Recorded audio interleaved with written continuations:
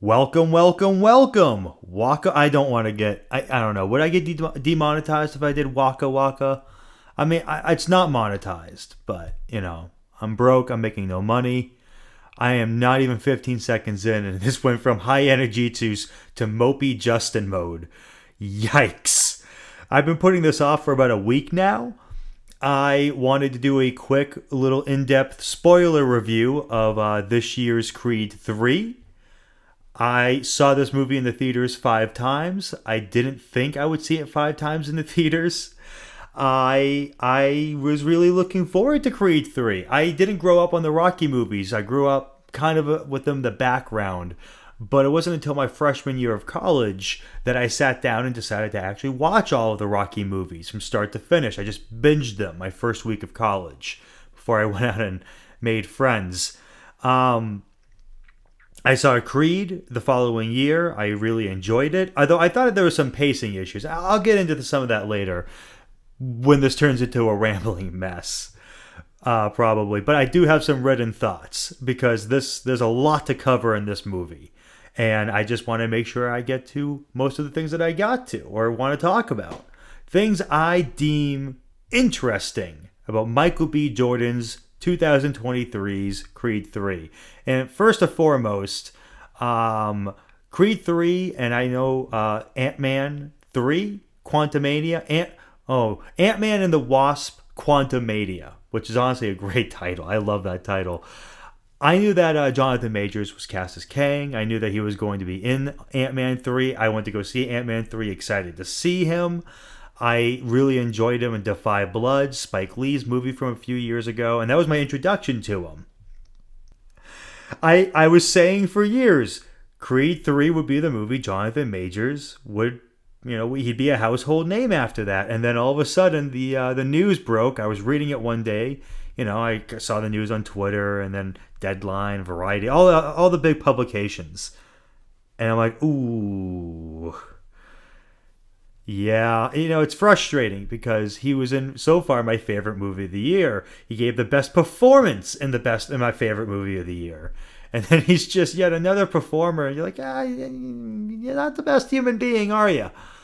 That's a shame. But anyways, we're in the midst of all that. Who knows how that's all going to shake out in the following months, years. Loki season 2. Boy, they're probably having a fun time with this writer's strike and the Jonathan Majors problems. Man, Marvel and Disney, they're tough companies to feel bad for, but you got to admit, if you've seen Ant-Man 3, Ant-Man and Wasp Quantumania, Jonathan Majors isn't they didn't exactly set that character up to be the easiest to be recast. So I don't envy that position, even if each movie does almost surpass, if not almost makes $1 billion. But that's the Jonathan Majors of it all. Problematic actor, brilliant performances so far at least. And when you take it in a vacuum and you take Creed 3 for what it is, Creed 3 is, in a nutshell, obviously, the 9th Rocky movie, starting with Rocky in the 1970s. That respective portion of the franchise closing out with 2006 or 2007's Rocky Balboa. And then the 2015 Ryan Coogler directed Creed. And now Creed is his own franchise. And this is one of the reasons why I love this movie so much, Creed 3, is because it is the 9th movie in the franchise. And yet I watched it and it was fresh. It seems like it was like the perfect fan service movie, in my opinion. Or I'm going to say my opinion a lot. What I'm trying to say is they took all of these ideas that were like they took basically themes and ideas that were present in every single Rocky movie, and they finagled it into a less than 2-hour script. And they made all these ideas that are like 40 plus years old feel fresh and new and elevated. And Michael B. Jordan, in his first directorial effort, which is incredible, just knocks it out of the park. He knows the lifeblood of this franchise. And that's what makes this, and that's another layer as to what makes this movie so exciting. Because Rocky Balboa was created via Sylvester Stallone, and he refused to make that first movie unless they casted him as Rocky Balboa. And then he would go, and direct a few, write a few more movies. I believe he wrote Rocky Balboa too, but he created the character. He knows the character in and out. And I know that there's some bad blood between Stallone and the Rocky Creed producers at the moment, but at the end of the day, if anybody knows who Adonis Creed is inside and out, it is Michael B. Jordan. And Michael B. Jordan, it's phenomenal. I'm praising this movie a lot, but there's really so little to attack. For a first-time director on a movie of this caliber, studio movie, and a Rocky movie to boot, to see this man step behind the camera with such strength and just knock it out of the park, I love it. I really do enjoy basically watching magic play out before your eyes, and essentially the next generation of filmmakers, knocking on the door saying we're here, and it's exciting. You could say that to Bill Hader. I'm watching Barry at the moment, but Bill Hader directed every episode of this final season of Barry. And you just know the man's going to have an Oscar or an Oscar nomination, if not a few, in the next 5 to 10 years. That's next generation. But Michael B. Jordan did something very interesting. It's weird. It's a studio-backed movie, and yet it almost feels indie in a strange way because of the Michael B. Jordan of it all. I know he's an A-lister. I know he's studio-produced and all of that. Those are probably the wrong words, but he's a franchise guy. He's been in Marvel, 2 Marvel properties, and yet what he brings to Creed 3 feels so fresh and new. He is the first director I can think of, modern director, that grew up kind of, I guess, in my age bracket. He's still a bit older than me, but we grew up on anime. I as you're going to see, and as you have already seen from this channel, I'm a big Dragon Ball fan. I grew up on Dragon Ball and Sailor Moon when I was a little kid. Dragon Ball definitely took the cake, and then there was another show I saw when I was in elementary school, but it wasn't picked up by any major thing. But it was Vandred. To anybody out there that likes Vandred, and Street Fighter 2V. That show kicked ass. I really enjoy Street Fighter 2V. Honestly, you figure out the rights issues to that show, you put it on a streaming service, and it's going to do well because it's highly bingeable, and it's an open and shut story after 20, 30 minute episodes. I'm getting ahead of myself though, but not ahead of myself, but rambling, because Creed 3 displays all these anime isms, all of these ways of doing things. And it doesn't always work, I'll admit. In Creed 3, you might be put off at first. And yet I maintain that 9 movies into this franchise, for better or for worse, whenever you do something new, it can feel new and exciting and a breath of fresh air. At first, in the first Adonis Creed fight in Creed 3, when he's fighting his old rival Ricky Conlan in the first boxing match, that's the first time he introduces the slowdown, the slow motion, close up on the eyes. Donnie or Adonis realizing and learning his opponent's weakness. And they play with the rule of 3s. They do it twice. I believe they do it twice. I could be wrong. He might just do it once, but utilize it a couple more times throughout the movie. But it didn't really work for me at first. I'm like, what are they doing? It just feels a little off. And then he goes in basically for the defeating blow. He says his line, checkmate. That will come in later. And he takes down Ricky Conlan with a series of body shots. And the acting put on by B. Jordan, the music score kicking in for the real first time. It's hard to describe. It's something that you really do have to see. But if you watch all of these Rocky movies all in a row and you make it to this one, I can see throwing a lot of people off. But again, I still think that 9 movies in, something new is more of a fresh air than, the same old stuff. No matter how much that fight was really good, it was all in one take. You got to switch things up. Just, keep things spicy. And Michael B. Jordan definitely has a vision for this stuff, and I think he makes it work. That first scene when he takes down Colin, I mentioned it. It's the acting, it's the choreography of the body shots, it's the way it was shot, and it's the music. At the end of that first shot, like after the prologue is over, it's B. Jordan he's created the hook for the rest of the movie. He has, what am I trying to say? He brought together the perfect storm, the promise he's going to make to the audience for the rest of the movie, and he never breaks that promise. I bring up music score, and I'm jumping all over the place. I will be.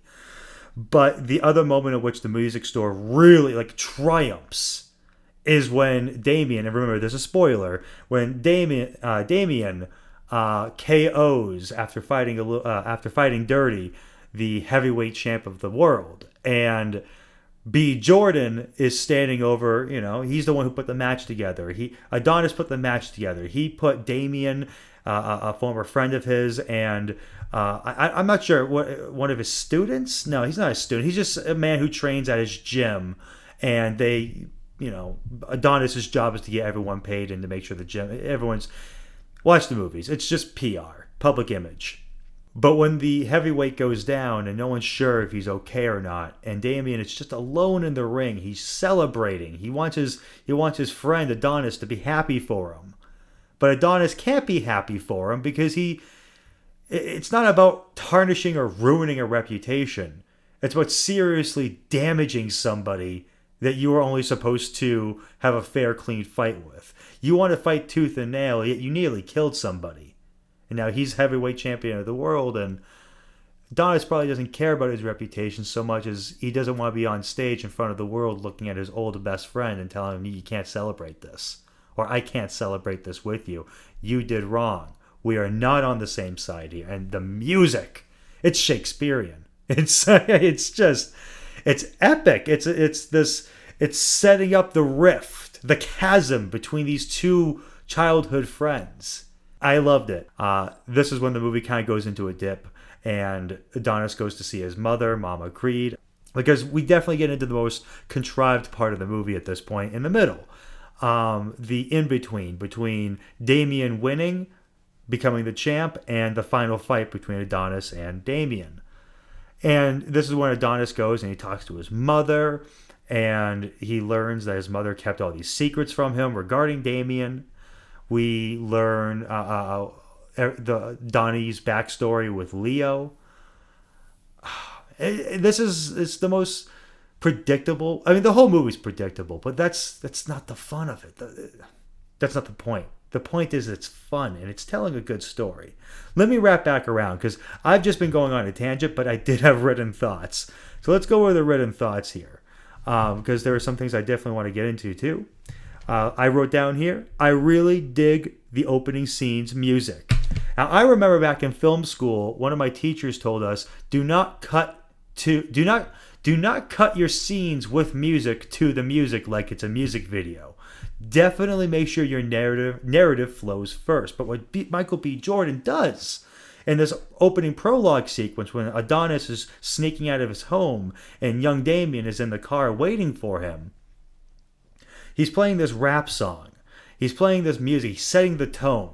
Where you are, who these people are. Basically the kind of thing that you come to expect from these kinds of scenes. But the song is so catchy. The song has you tapping your foot. And I'm trying not to dance in my seat. I'm trying to watch the movie and enjoy myself. But I'm also wanting to dance and kind of move my shoulders to the song. And all I remember is by the time that Donnie gets into the car and they drive away, and we cut to that shot of L.A. It's Los Angeles, 1992, I believe, and that's when the real bass drops in the song, and by then you're in it. You're tapping your foot. You're dancing in your seat. You're having fun. It's almost as if you're in the car with these people. And I feel like I've seen movies attempt this before. But I gotta be honest with you, I can't think of a single movie that straight up invited me to dance in my seat instead of actually watching and ingesting the information it's trying to give me. The information it's trying to give me is a sense of fun, is a sense of adventure, is a sense of this, what. See, here's the thing. I didn't grow up on rap music, so I hesitate describing it. Like, oh yeah, the thug life. I'm like, yeah, that doesn't describe all of it. But what I'm just trying to say is it's catchy, it's good, it's great. It sets the tone and the mood, and they even cut out of it. They fade out of it very quickly and very well, because once they arrive to the venue, you have to cut the music out. Fun times are over. Now you're into the story. And I remember when they walked in and you see the boxing ring for the first time. Again, Michael B. Jordan behind the camera for the first time. It's a movie where Adonis, grown up Adonis, isn't even on screen yet. And yet there's a boxing match. I mean, that makes sense. It's a boxing movie. It's a sports movie. That's why we watch these. And yet I can't help but think that a lot of these movies lost sight of that, and the fact of these used to be Rocky movies. You see Rocky beat people up. First fight of the movie is Damien in a ring, and it's visually compelling. I love the reds. I think they're blues, the helmets. Just a very well done boxing scene. And they scratch that boxing itch within the first 5 minutes. They give you what you can to go see, and it's very well done. And in doing so, you get to see young Damien, the character of Damien, fight for the first time. I thought it was a very strong opening. From there, we jump on to, like I said, previously the fight with Ricky Conlan. And that's, again, you're scratching the boxing itch, and then you get exactly what you paid to go see. Adult Adonis Creed beating up the bad guy. Well, not the bad guy, but, his opponents in the ring. And it's all very satisfying. It's all very well paced. But mainly on that written point, I just want to talk about that rap song. I don't know. I just, I dare anybody to go watch Creed 3 and to not be at least tapping their foot by the time that bass drops, or whatever the technical music term is. I'm kind of a low-key idiot, but we'll keep that between us. What else we got here? This is what I wrote down. We'll go back and forth between written thoughts and rambling thoughts, so they might overlap. I apologize. Love how they incorporate boxing set pieces that don't directly involve Adonis. It's a sports movie, but about a dude who wants to retire his own fists. I don't know why I'm laughing. It's an interesting thing. Damien's whole thing, the character of Damien, was that he was going to grow up to be the boxer. And Apollo Creed's son, the guy he's riding around with, his friend from the group home, he was going to be the one, quote unquote, carrying around his gloves. But then Damien made a mistake, and he went to prison for 18 years. And then Adonis Creed was the one who rose through the ranks. And so Adonis Creed, he fought his entire life. But where we catch up into this movie, he's retired. The first time we see him out of a boxing ring as an adult, he's asleep on the couch with all of LA behind him. Cinematography, A+, by the way. I love that shot. But in that shot, we get the first indication that Creed may have gone soft. He is rich and famous. He's I don't want to say man in the high castle because of that Hulu Nazi show, but he's very much, a rich man on top of a hill. And you get that indication that perhaps he's lost touch with what he loves so much in his boxing. But what they smartly do in the same scene is Adonis's daughter, Amira, comes in. And she comes to wake up her dad to go, have a little tea party with her. And we cut to Adonis in that little dinosaur onesie.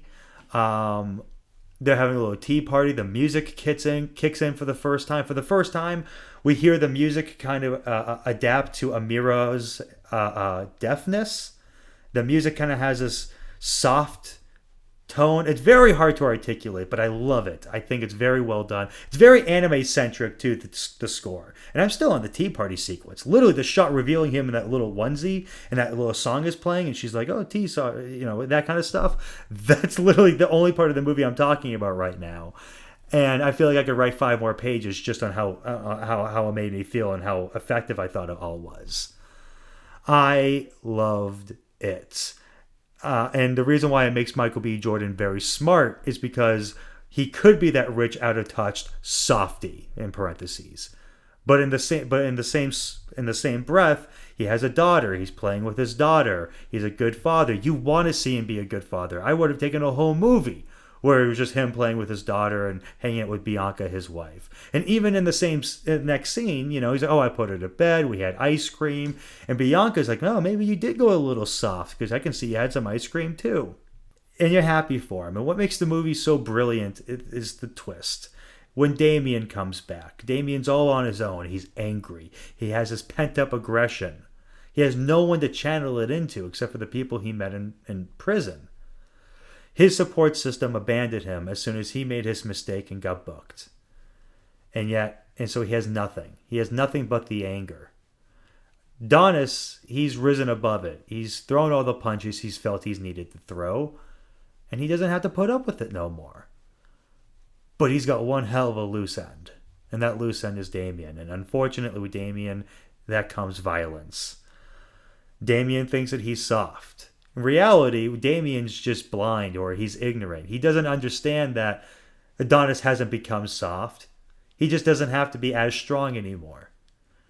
Look at the Rocky movies. They said Rocky was so beat up he could never go be in another fight again, but because they kept making money and they kept making sequels, they just had to conveniently forget about the whole, oh, your eyes damaged and stuff like that. He's just like, nah, it is what it is. But Adonis, he doesn't need that. He figured his stuff out. We love his family. It's just that Damien, he comes and he brings this side out of him. And it's not like it's all on purpose. Damien isn't trying to make Donnie ugly. It's just that Adonis did abandon him. He was a kid. And he had to move on. But he did do wrong. He should have reached out at least once. That's the rift. The chasm existed before Damien knocked out the heavyweight champion of the world and took the title for himself. I wanted to say the chasm existed as soon as Mama Creed kept the letters away from him. But Adonis should have on his own reached out first. And he had decades to do so. And he didn't. So no wonder Damien's pissed. The very line in the movie too is like watching someone else live your life. It's like I get it. It's they have great chemistry. Now the whole Jonathan Major news that I said before hasn't exactly aged this sentence very well because I'm pretty sure I read before Creed 3 came out, Michael B. Jordan's like, oh, this isn't going to be the last collaboration you see from us. He's like, we want to work together on future movies, kind of like classic actor duos from times gone by. Would love to see how that works out. And also, again, Jonathan Majors is a phenomenal performer. The thing that blows my mind in Creed 3 is that the character is older than Adonis. That's the whole thing. Like, homie's older than you, as Duke says, the trainer. Jonathan Majors is younger than Michael B. Jordan by years. Jonathan Majors is closer to age to me than I am to Michael B. Jordan. It's incredible. It's an incredible acting job. Everyone pulls their weight and then some. Okay, so let's go back to the middle of the movie. Stuff with Mama Creed.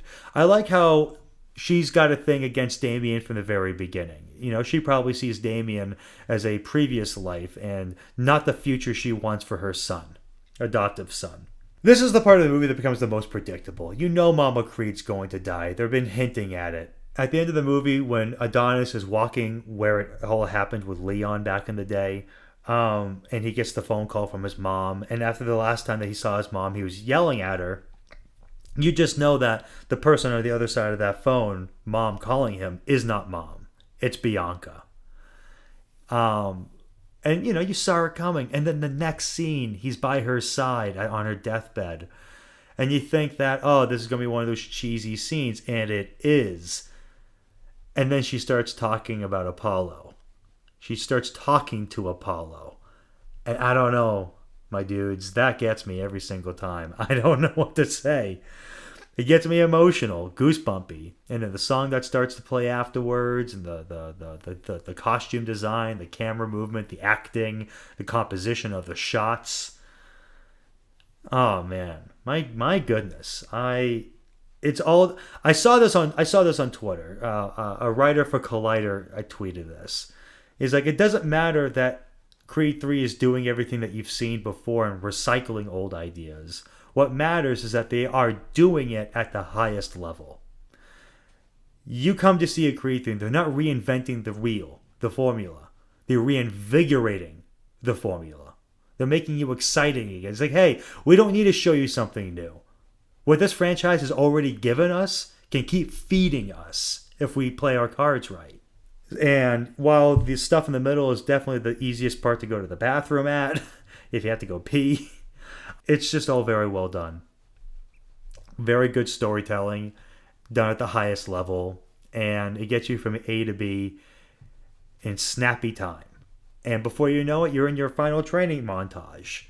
Okay, now this is the part that I run into. I've seen some other people bump into this. If you're training to go up against the heavyweight, why would you take off your headgear when you're sparring up against another opponent? Why risk injury like that? Now, what I kind of do to explain that away the best I can is because it's a matter of character. They make a point when Damien is training to go up against Donnie towards the end of the movie. They make a huge point to show that he's knocking out all the bodies that he's sparring against. Going back to the original heavyweight champ, I really wish I could know his name. He was good too. I wouldn't mind a spin-off movie with him since they're doing the Creediverse. But the whole plot point with him and the whole reason why Damien enters the ring to begin with is because he's going too hard on the bodies that he's supposed to be training against. And so Damien wants to be champ, and so, he'll be the punching bag. But when it's Damien's time, when he's the champ, he sees his sparring partners only as punching bags. Whereas they make a huge point with Adonis, where you see one of his previous sparring partners, he's about to go punch him in the face, and he stops. There's restraint. There's calm.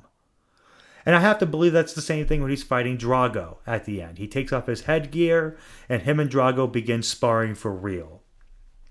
And I say for real in parentheses because I have to believe that Drago's strength of character and Adonis' strength of character is, look, we can do this without headgear. I trust you not to damage me. But we ain't gonna get nowhere without a little flare of risk. So yeah, that's kind of my headcanon with that one. To kind of get around it. And I think the music is all very well done. Yeah, great stuff. What else we got? We're going to page 2. Sorry, I could have delivered that a little better. We're going on to page 2. Okay. Wonder how that sounds. Hope it sounded boomy. Now I've talked about the music a whole lot. Let's see what I have here. The music is also incredible. Rivals the score of any Rocky movie. I love how it incorporates softness, alluding to Bianca, but especially Amira's deafness. And I thought the score overall was very thoughtful, very moving, and very catchy. The 2 notes, da-da, when Damien wins, I don't know, it plays rent free in my mind. It's just, it's with 2 little music notes, you've illustrated the canyon between these 2 characters. I love it. Very well done and executed. But basically, all in all, I'm astounded at Michael B. Jordan's first go at movie making. It's epic. It's perfectly paced. And with credits, the whole flick clocks in at 1 hour and 57 minutes. And with the amount that they pack into it, it blows my mind. I don't think I've seen a movie this well paced in years. I don't think a studio knows how to make a movie this well paced anymore. I honestly wonder how much creative freedom Michael B. Jordan had, considering that it's the 9th Creed movie and he's Creed.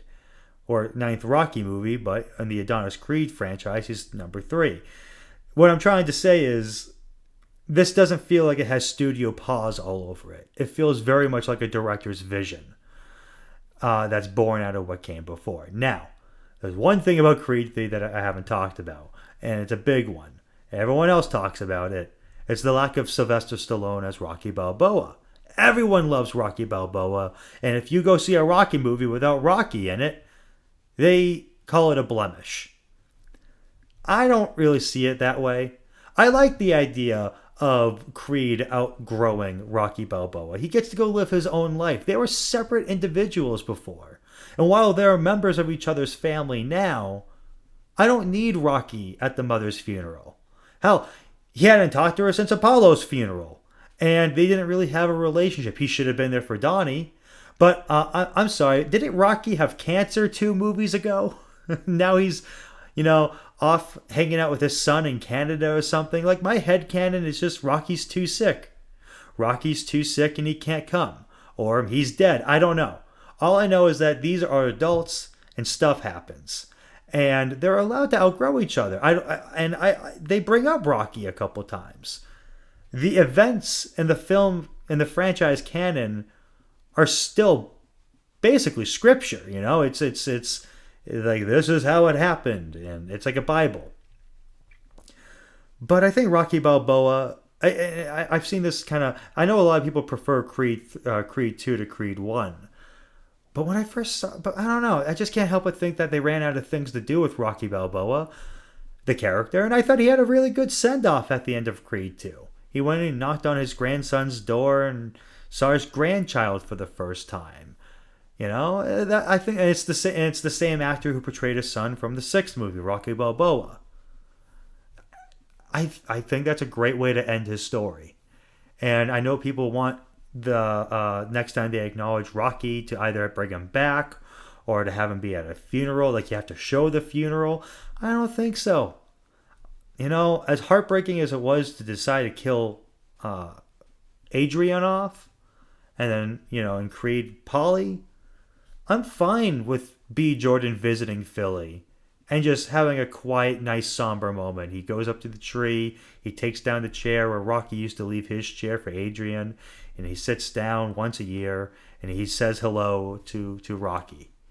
Perhaps maybe instead of bringing a bottle of Polly's favorite booze to his gravestone every year, Adonis can honor him by bringing a porno mag. I don't know. But honor the family. I don't mind having Rocky die off screen and have it be a big hullabaloo. He had cancer 2 movies ago. I just think we as an audience deserve closure on it. I don't think they can get away with another Creed movie without showing or acknowledging Rocky more so. They can get away with it in this one, but I think if they make a Creed 4, they're going to have to address it one way or another. And that's my preferred way for it to go. But all in all, I loved Creed 3. It's honestly I've seen some people say it's a blemish on the franchise. I don't really believe that. I believe that it's my personal opinion. So I think it's one of the best of the franchise.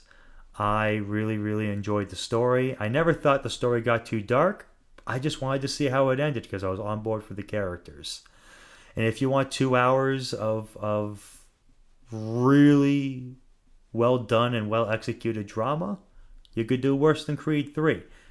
Now, before I wrap this up, there is one final thing I need to talk about, and it's important. Now, if anyone out there has a Creed 3 Blu-ray, please let me know. I gotta go and look up and do more research on this. But I've done just enough research to know that the streaming release was bungled. And I say that because I've seen this movie 5 times in the theaters. I know Creed 3. And the subtitles. I know Amira and Bianca, Amira's deaf, Bianca's hearing is more gone than there. And a large part of the movie is sign language. A large part of the movie is subtitled. And they were part of the movie. They're stylized. For whatever reason, Amazon got a copy that had the subtitles in the black bar on top of the screen. It's like, what's going on here? Like, I've never seen subtitles up there before. Okay. And they're small too. Like, they used to be stylized and part of the movie. The camera composition left enough room in the frame to let words be put in. And now those words have been taken out and replaced with subtitles that are small, hard to read, and for whatever godforsaken reason, it's in the wrong spot on the screen.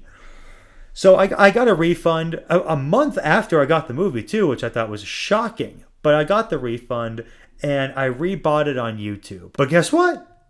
Same thing.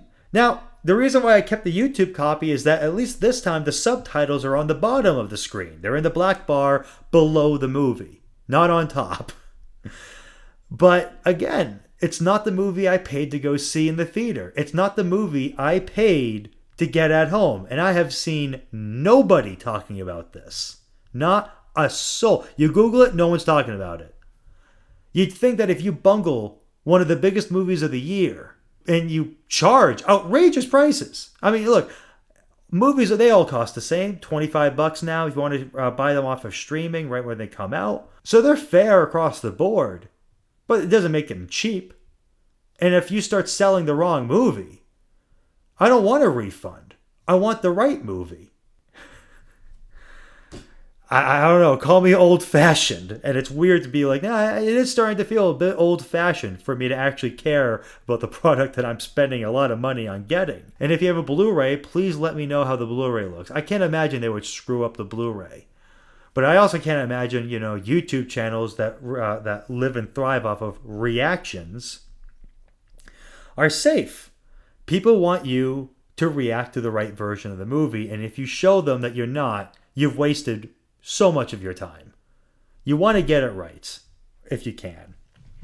And for whatever reason, the studios don't want the audiences to see the version of Creed 3 they saw in theaters. They want us to pay for an inferior version, and I think they should pull it from the shelves until it's fixed instead of continuing to sell it. But that's my own personal opinion that I think should be everybody's.